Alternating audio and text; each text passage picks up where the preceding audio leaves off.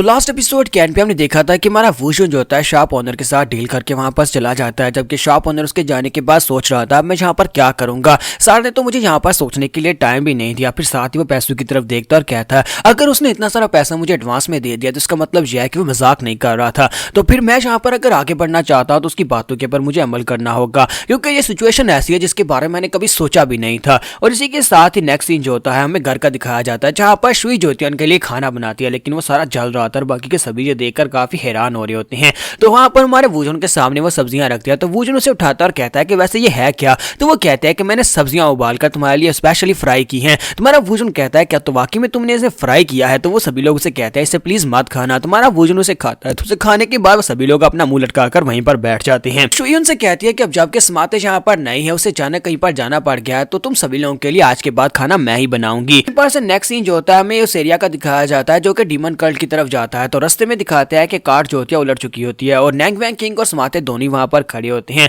तो समाते चिल्लाकर कहता है कि उस कमीने की हिम्मत कैसे भी उसने हमें धोखा दिया। तो इनकी जो गाड़ी वाला होता है वो भाग गया होता है और साथ ही वो गाड़ी को तोड़कर भागा होता है। नैंग वैंग किंग उसे कहता है कमीने कहेगी ये सब कुछ तुम्हारी वजह से हुआ है। तुम गाड़ी के ऊपर इस तरह लेटे हुए थे जैसे कि तुम उसके मालिक हो और तुम उसके पास से सारे काम करवा रहे थे। तुम सारा दिन उसे यहाँ पर कह रहे थे कि चलते रहो रुकना मत। तो उस बेचारे को सोने भी नहीं दिया, यहाँ तक कि उससे कहा कि जाओ उसके तुम्हारे लिए खाना भी पकड़ कर लाए, यानी शिकार पकड़ कर लाए। मुझे बताओ कि कौन ऐसा करवाता है। तुम्हारा समाते उसे कहता है कि मास्टर तो मुझसे सारा दिन यही काम करवाते हैं। नैंग वैंग किंग उसे कहता है लेकिन तुम उसके मास्टर नहीं थे, वो हमारे लिए यहाँ पर काम कर रहा था। देखो उसने तुम्हारे पर गुस्सा निकाला है, इसी वजह से वो गाड़ी भी तोड़कर चला गया। मुझे बताओ कि यहाँ पर से हम अपनी गाड़ी को कैसे रिपेयर करेंगे और कैसे यहाँ पर डीमन कल्ट में पहुंच पाएंगे। समाते उसे कहता है अगर तुम्हें इतनी तकलीफ हो रही है तो तुम्हें मेरे साथ आने नहीं चाहिए था। मेरी फुट स्टेप टेक्निक बहुत ज्यादा तेज है, मैं अकेले वहां पर तुमसे पहले पहुंच जाऊंगा। तो नैंग वैंग किंग आगे बढ़ता है और उसे कहता है कमीने कहीं कि अपनी बकवास बंद करो, तुम मुझे गुस्सा दिला रहे हो। तो समाते उसे कहता है कि हाँ मुझे लगता है कि तुम यहाँ पर मुझसे जल रहे हो, इसी वजह से तुम इस तरह की बातें कर रहे हो। तो दोनों वहां पर आपस में गुस्सा हो रहे हैं और दोनों वहां पर फाइट करना शुरू कर देते हैं। जब किसी के साथ ही नेक्स्ट सीन जो होता है घर का दिखाया जाता है, जहां पर कट लीडर कहते हैं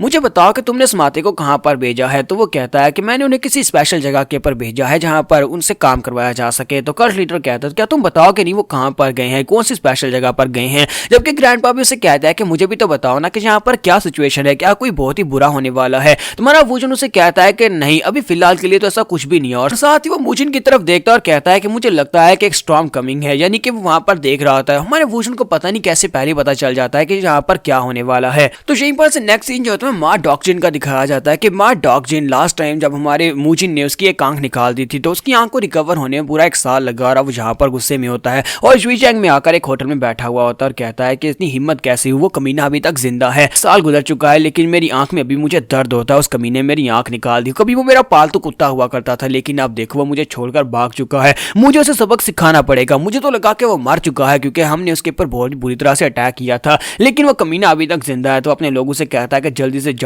जाओ मुझे बताओ कि वो कहां पर है, मुझे उसकी लोकेशन के बारे में बताओ, उसके बारे में हर एक सिंगल डिटेल चाहिए। जो भी उसका हेड मेरे पास लेकर आएगा उसे इनाम मिलेगा और जो मुझे ये बताएगा कि वो कहां पर है उसे भी इनाम मिलेगा। इसी के साथ ही वो सोच रहा था कि इस बार तो मैं इसे बिल्कुल भी नहीं छोड़ूंगा। उस कमीने कुत्ते की हिम्मत कैसे भी अपने मालिक को काटने की। जब एक कुत्ता अपने मालिक को काट लेता है तो उसका गला काटना ही सबसे बेहतर रहता है, चाहे कुछ भी हो जाए। इस बार जब वो मुझे मिलेगा तो मैं उसे सबक सिखाऊंगा और इस बार मैं उसे दिखाऊंगा कि चाहे कुछ भी हो जाए उसकी जगह हमेशा मेरे पाँव में ही रहेगी, वो अपने मास्टर से आगे नहीं निकल सकता। तो यहीं पर से नेक्स्ट सीन जो होता है उस बिजनेसमैन का दिखाया जाता है जो कि वुजन के घर पहुंच जाता है। तो हमारा वुजन उसे कहता है लगता है कि तुमने अपना माइंड बना लिया और तुम यहाँ पर मेरा साथ देने को तैयार हो। तो वो कहता है जी सर मैं करने को तैयार हूँ। तुम्हारा वुजन उसे कहता है तो फिर ठीक है, मुझे एक स्टोर कुछ लाने के बारे में कुछ भी नहीं पता तो मैं यहाँ पर तुम्हें ऑर्डर्स नहीं दूंगा। मैंने यहाँ पर इस जो सिटी का गवर्नर है उसके साथ डील किया और उसके साथ तुम्हारे लिए यहाँ पर बेस्ट जगह के ऊपर जगह बुक कर लिया जहाँ पर तुम अपना स्टोर बना सकते हो। तुम्हें खुद ही सब कुछ मैनेज करना होगा, स्टोर भी और साथ ही वहां पर क्या क्या चीजें लेकर आनी है, कौन सा माल डालना वो सब कुछ तुम खुद ही लेकर आओगे। तो वो कहता है सर क्या वाकई में यहाँ पर सारे फैसले ले सकता हूँ। वुजन कहता है कि हाँ क्या तुम्हें मेरे अल्फाज के ऊपर भरोसा नहीं है। तो वो कहता है नहीं ऐसी बात नहीं है, असल में ये मेरे लिए एक सपने की तरह है, एक बड़े स्टोर का मालिक बनना और बड़े स्टोर को खुद से मैनेज करना। मैं हमेशा से यही चाहता था कि मेरे पास एक बड़ा सा स्टोर हो। अब जबकि यहाँ पर मालिक बीच में अपनी टांग नहीं अड़ाएगा तो मैं खुद यहाँ पर सारे फैसले कर सकता हूँ। तो मुझे लगता है कि मैं अकेले ये कर सकता हूँ। तुम्हारा वुजन उसे कहता है कि सपने सिर्फ रात के वक्त देखा करो, दिन के वक्त सपने मत देखो, दिन के वक्त सिर्फ और सिर्फ मेहनत करो। तो वो उसे कहता है ठीक है सर मैं मेहनत करूंगा। फिर लेकिन साथ ही मेरा एक सवाल है। तुम्हारा वुजन कहता है पूछो। तो वो कहता है क्या वाकई में यहाँ पर गोल्डन कंपनी से आगे निकलने के बारे में सोच रहे हैं, क्या आपको लगता है गोल्डन कंपनी से आगे निकला जा सकता है। तो वुजन उसे कहता है हाँ निकला जा सकता है। तो वो सब शॉपकीपर उसे कहता है लेकिन लेकिन सर यहाँ पर इस वक्त यूजियांग में भी 70% शॉप्स ऐसी है जो कि गोल्डन कंपनी के हथे हैं, यानी कि वो सभी को कंट्रोल कर रहे हैं, तो फिर हम उनसे आगे कैसे निकल सकते हैं। वुशन कहता है कि क्या तुम्हें नहीं लगता कि यहाँ पर एक बिजनेसमैन होने का मतलब यही होता है कि दूसरे के पास जो है उससे बेहतर देकर दूसरे के बिजनेस को ठप किया जा सके। हमें यहाँ पर ओवरलैप करना है, हमें यहाँ पर दूसरों का बाल नहीं छीनना बल्कि दूसरों से आगे निकलना और बेहतर क्वालिटी देकर लोगों को अपनी तरफ खींचना है। तो वो कहते हैं हाँ शिपा तो वाकई में सच है कि बिजनेस कम्युनिटी इसी तरह काम करती है, जिस तरह एक भेड़िया जो होता है अपने माल के ऊपर झपट लेता है, बिल्कुल वैसे हमें शिकार के ऊपर यानी क्लाइंट के ऊपर झपटना होगा, कस्टमर को खींचना होगा। बिजनेसमैन यहाँ पर हमारे वुशन की बातें सुनने के बाद सोच रहा होता है कि ये बंदा इसके एम्बिशंस बहुत ज्यादा बड़े हैं। मुझे लगता है कि अगर ये बंदा मुझे बैकग्राउंड सपोर्ट देता है तो मैं इसके स्टोर को गोल्डन कंपनी से भी आगे लेकर जा सकता हूँ और हम लोग यहाँ पर बहुत सारे इसी तरह के स्टोर्स ओपन कर सकते हैं। तो वो कहता है ठीक है सर, मुझे बहुत ज्यादा मजा आएगा आपके साथ काम करके। तुम्हारा वुशन उसे कहता है कि यहाँ से सीधा गवर्नमेंट ऑफिस में जाओ, वहां पर जाकर वहां के गवर्नर होंग वोंगचेंग से जाकर मिलना, उसे मेरा बताना मैंने यहाँ पर प्लेस का बंदोबस्त पहले से कर दिया है, जाकर स्टोर बना लो और साथ ही स्टोर की बिल्डिंग बनाने के बाद वहां पर खुद ही उसका नाम भी डिसाइड कर लेना, मुझे इसमें इन्वॉल्व मत करना। तो वो कहता है कि वाकई में सर मैं नाम भी खुद रख सकता हूँ। और इसी के साथ ही नेक्स्ट सीन जो होता है वुशन का ही दिखाया जाता है कि वुशन जो होता है गली में चलता हुआ जा रहा था और कहता है कि काफी अरसा हो गया मैं इस तरह बाजार में नहीं चला और ना ही होंग वोंगचेंग से मिला हूँ, क्यों ना उसे जाकर मिलकर आया जाए। तो कुछ होता नहीं है, वो भी मुझसे मिलने के लिए नहीं आता। तो जैसे वुशन वहां पर गली में चल रहा था तो सामने माँ डॉगजिन दिखाई देता है। माँ डॉगजिन को वो देखने के बाद कहता है कि ये बंदा कुछ जाना पहचाना लगता है,